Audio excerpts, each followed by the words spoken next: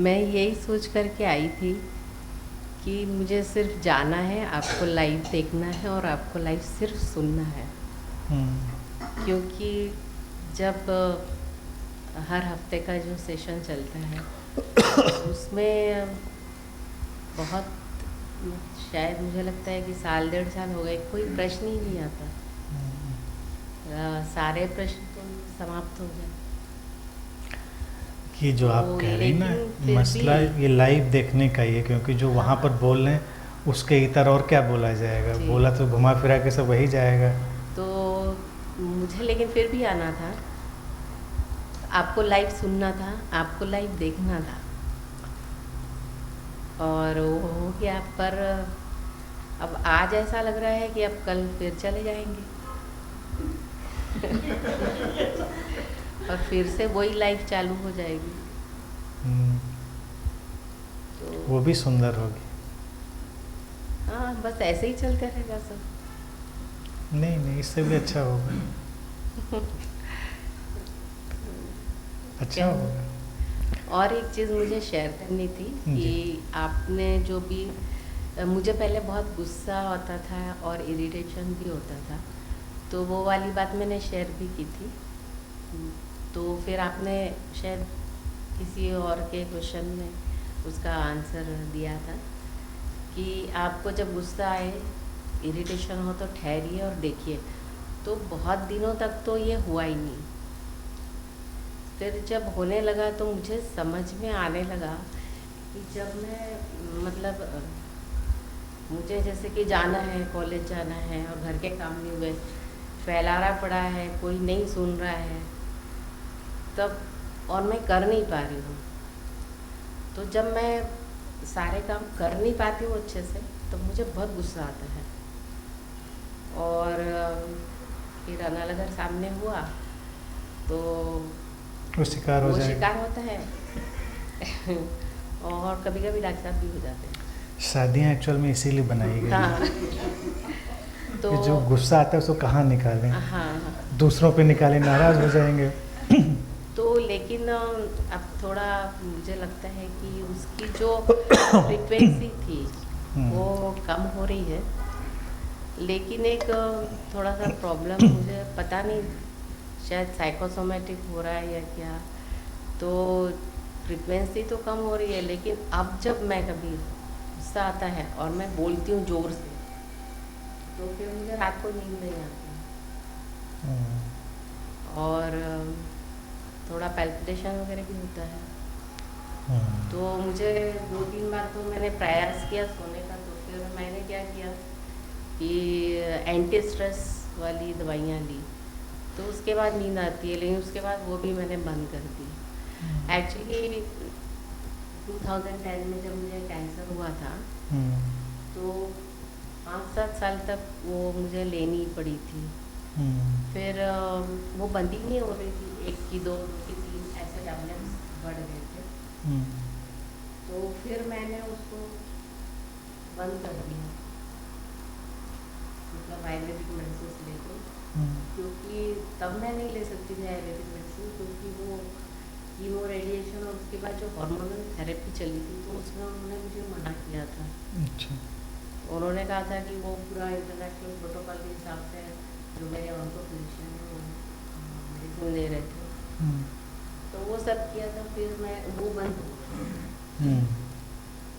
पर अब, मतलब उसकी ज़रूरत अब मुझे बीच बीच में देखिए पड़ती है तो कोई प्रॉब्लम नहीं है, लेकिन जो आप कह रही हैं बेसिकली साइकोसोमेटिक हो सकता है। यूँ आपको ज़्यादा उसका ज्ञान है, आपको पता ही है, आपने सारे पैरामीटर्स देख लीजिए, तो उन पैरामीटर्स के हिसाब से समझ लीजिए कि कहीं और से तो कोई ये चीज़ गड़बड़ नहीं है आपकी, तो उसका तो आप समझ ही लेंगी। बाकी ये है कि जब चेंजेस अगर साइकोलॉजिकल भी आ रहे होते हैं कभी कभी, और एंगर की ही अगर बात करें तो एक टाइम पर वो कंसंट्रेटेड होकर भी अपना काम कर सकता है, लेकिन उसको एक्सप्रेशन देने से थोड़ा सा डाइवर्ट करने की कोशिश करिए, तो एक उसको अलग ट्रैक मिल जाएगा। मतलब वो एक नई आदत ना बना ले, जो कि वो डेली रूटीनी वे में आने के बजाय वो एक उसने एक टाइम गैप पर ज़्यादा कंसंट्रेटेड फॉर्म को बना लिया। तो ये चीज़ हो सकती है।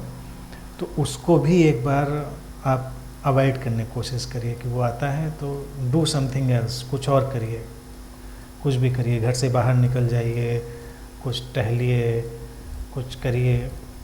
लेकिन ऐसा मैं कर नहीं पाती हूँ, सोचती हूँ लेकिन कर नहीं पाती हूँ कर क्योंकि पाएंगे। जैसे टाइम, इसको भी आपने कहा कि टाइम लगा, ये पहले वाली चीज़ जैसे पकड़ने मुझे में। कॉलेज जाना है, टाइम हो रहा है तो मुझे बहुत, और काम नहीं हो रहा जल्दी, वो एक आदत हो तब सकती है। मुझे ऐसा होता नहीं नहीं, हो सकता है वो आदत की बात है, लेकिन जैसा कि आप कह रहे हैं कि पहली बात को पकड़ने में भी आपको टाइम लगा, है। हाँ तो ये दूसरी बात को भी पकड़ने में टाइम लग सकता है, लेकिन वो पॉसिबल हो जाएगा। तो एक अलग ट्रैक माइंड का डेवलप हो जाएगा।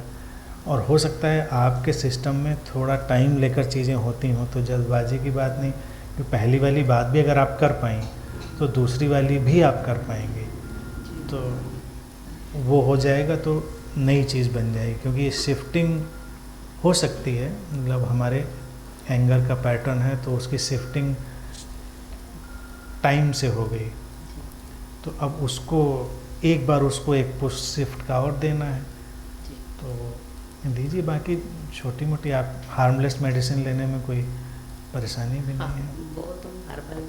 हाँ, तो उनसे कोई परेशानी भी नहीं है उनको। और एक चीज़ मुझे शेयर करनी थी कि मतलब आपका, जब मैंने वीडियोस तो मैं बहुत सारे देखती रहती हूँ, लेकिन जब मैंने आपका सुना उसके बाद से किसी का भी नहीं देखा, और मुझे लगा कि हाँ अब अपन अगली क्लास में आ गए, ऐसा लगा मुझे।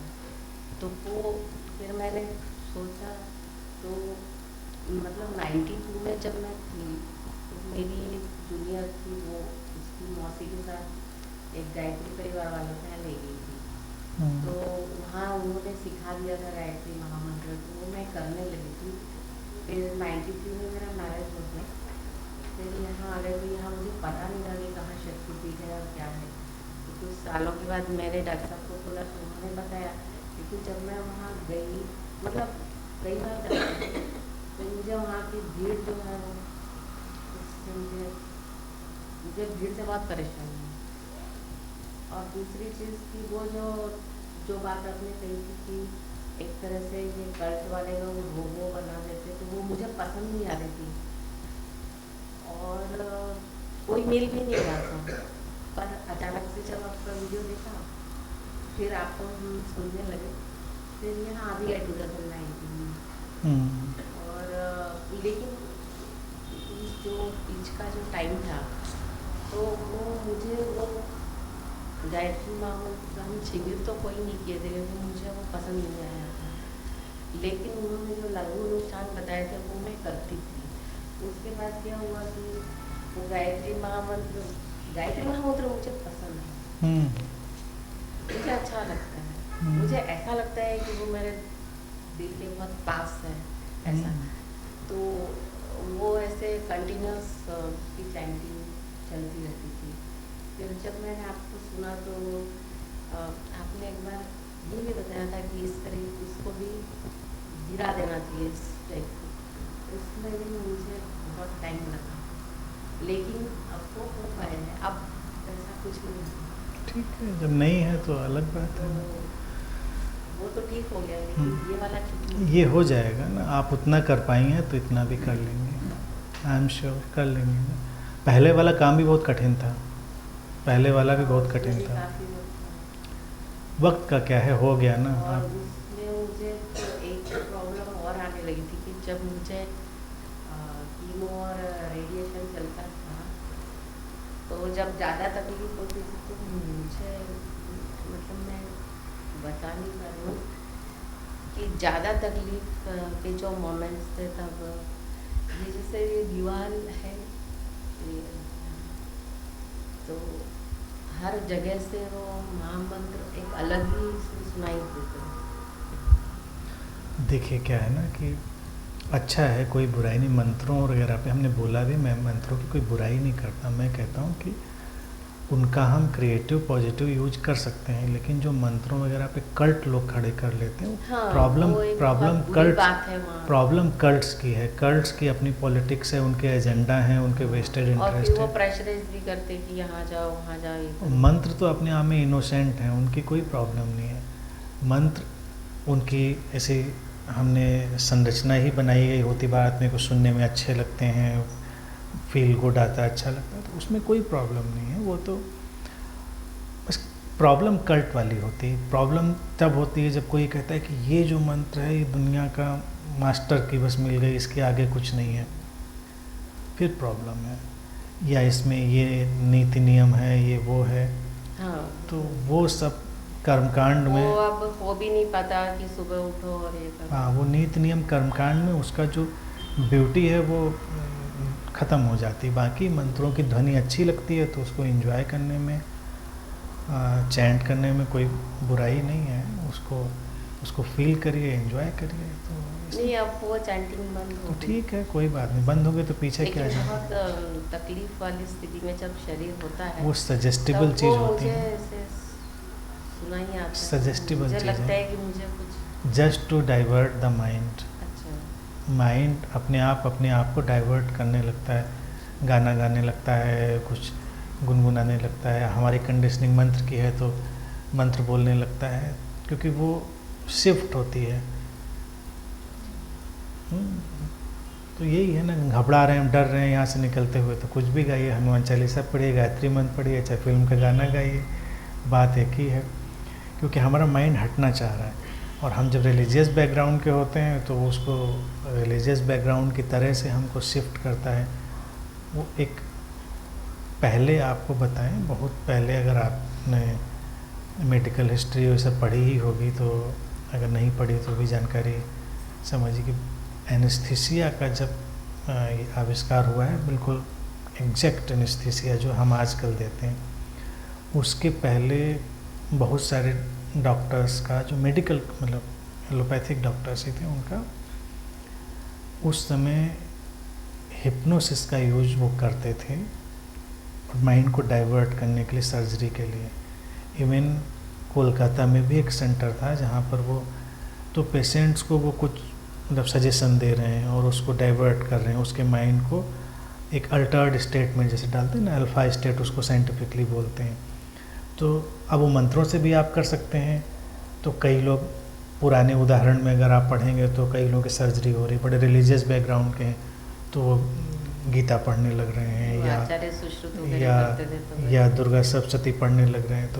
तो डॉक्टर भी उस समय प्रमोट करते थे कि अच्छा तुम्हारा क्या फेथ है। उसने कहा मेरा इसमें फेथ है, वो कहते इसमें फोकस्ड हो जाओ, उसको बाकी सजेशन भी दिया और उसमें सर्जरी कर रहे हैं। तो जो लोग सचमुच में बहुत बिलीव कर पाते थे, यकीन कर पाते थे, वो सही में इतने अल्टर्ड हो जाते थे, यानी कि इतने शिफ्ट हो जाती थी उनकी वो मेंटल स्टेट की, सर्जरी हो जाती थी। लेकिन कई बीच में ही होते थे, उतनी शिफ्टिंग नहीं होती थी, तो उनको पेन भी उतना ही होता था। तो वो बड़ा अनरिलायबल सा मेथड था, लेकिन जब कोई चारा नहीं था तो वो यूज हो रहा था एक टाइम। लेकिन जैसे ही एनेस्थीसिया का हो गया तो वो वाला सिस्टम छोड़ दिया गया। तो हमारा माइंड इसको हमेशा से जानता है, तो कई बार अनजाने में भी हम इस चीज़ को क्रिएट कर लेते हैं, मंत्रों या जिसकी जैसी बैकग्राउंड है वो वैसा क्रिएट कर लेता है। तो यूज है, मतलब अब देखा जाए तो सब कंबाइंड यूज है चीज़ों का, कि आप ट्रीटमेंट भी ले रहे हैं और आप अपने माइंड को शिफ्ट भी कर सकते हैं, तो बढ़िया है। फिर इससे अच्छी बात क्या है चीज़ों में। और मैं शिविर के जितने भी लोगों ने मेहनत की ऑर्गेनाइज करने के लिए, हाँ, उन सभी के लिए बहुत ज़्यादा थैंकफुल हूँ। बिल्कुल। क्योंकि मतलब जब कोरोना था तो हम लगभग रोज ही सोचते थे कि कब जाएंगे, एक बार तो भी सोचते थे।